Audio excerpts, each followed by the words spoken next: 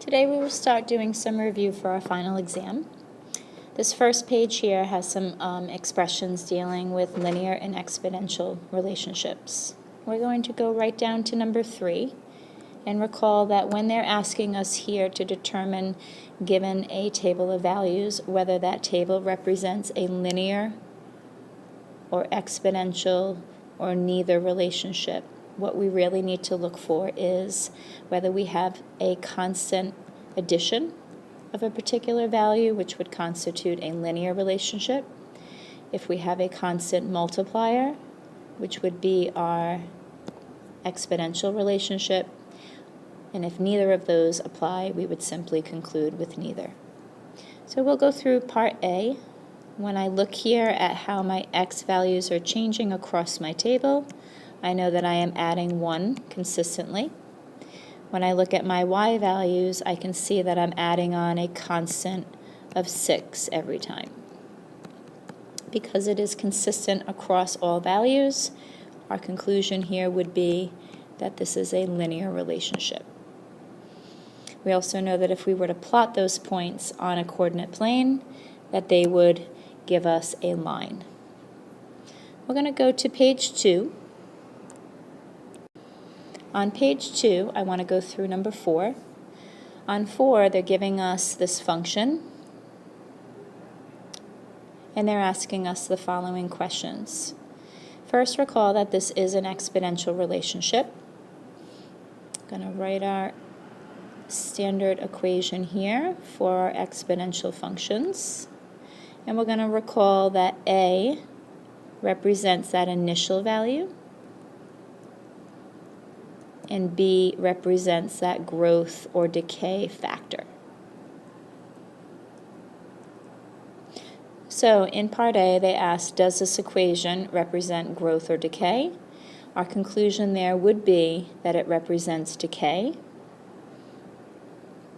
and that is all based on that factor of 0.3. And this should actually say decay. Since that value is smaller than 1, we are looking at a decay.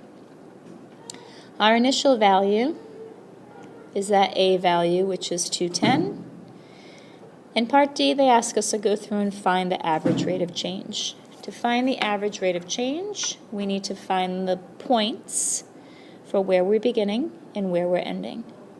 We know that here they're having us start at the value of 2, and then we're going to end when the value of x is 6.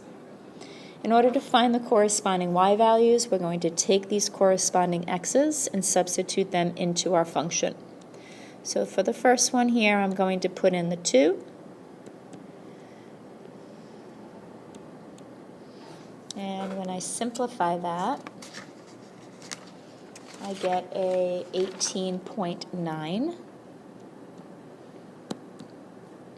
And I will write that in that space there. For my value of x equals 6, when I put that in here and simplify that on the calculator, I get a 0.153. And we'll put that in the corresponding position for our second point. Once we know we have our 2 points, we recall that the average rate of change is subtracting the y's over the subtraction of the x's.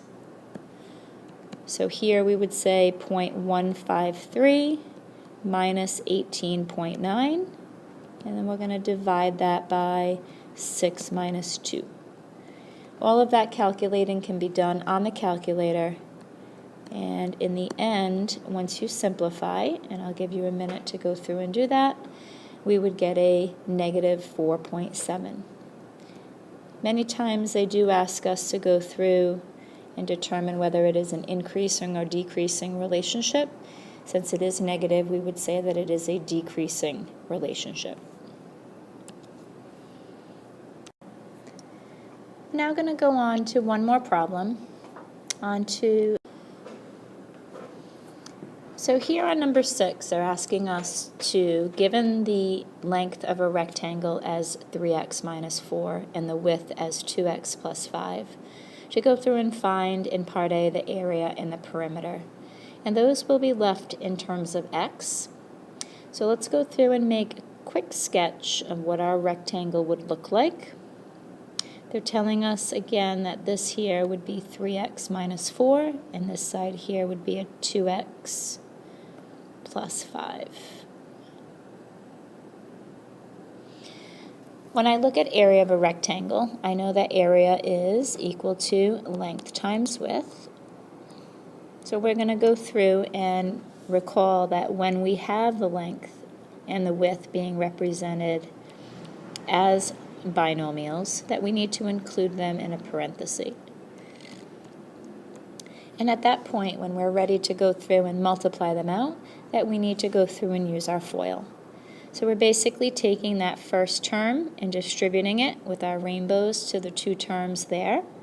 So we would come up with a 6x squared and a 15x. And then I take that second term in that first grouping and distribute that to get a negative 8x and a negative 20. The only thing that's left to do here is to go through and collect like terms, and the only terms that are alike here are the middle terms. So this here would end up giving us a 6x squared, a positive 7x, and a negative 20.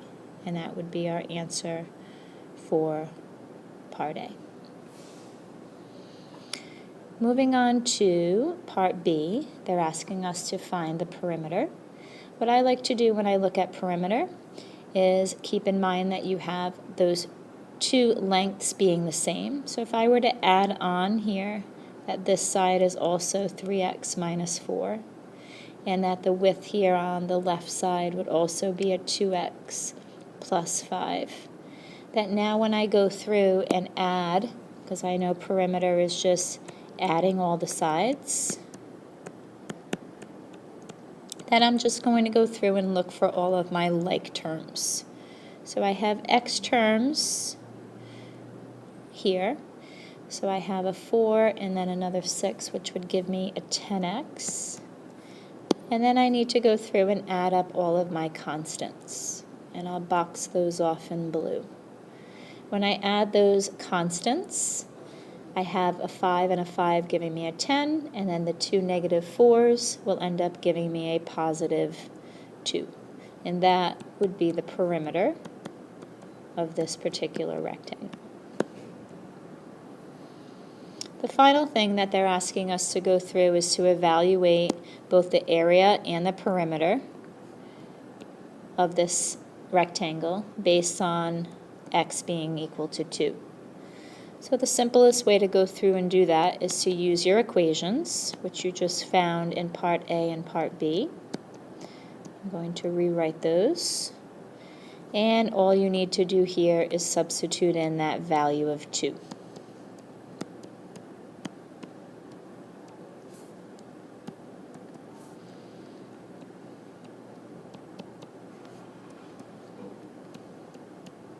Once that value of 2 is substituted in, now you would just go through and perform your order of operations. We know that exponents would need to be done first, so we're going to say that becomes a 4. And simplifying here, I get a 24, a 14, and a negative 20. And when I simplify all of that, I end up getting a value of 18. For the perimeter, definitely a little shorter. We just need to multiply those two and add on the 2, and we would end up getting 22. So I wanted to pick a few of the problems to review. The rest will be left for you to finish for class on Wednesday. Thank you very much.